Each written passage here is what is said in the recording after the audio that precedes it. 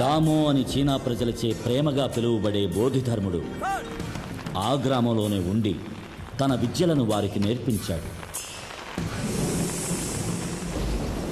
కొన్ని ఏండ్ల తరువాత మాతృదేశానికి వెళ్ళాలన్న తన నిర్ణయాన్ని ప్రకటించినప్పుడు మరోసారి చీనీయులు కాలగణిత లెక్కలతో తప్పు చేశారు.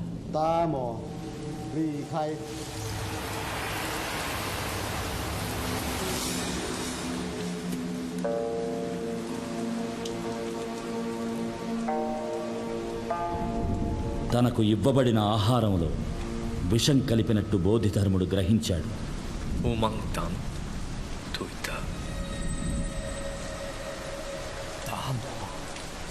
బోధిధర్ముని దేహం ఆ మట్టిలో పూడ్చబడితే తమ దేశం వ్యాధులు సోకని దేశం అవుతుందని వాళ్ళు ప్రాధేయపడ్డారు.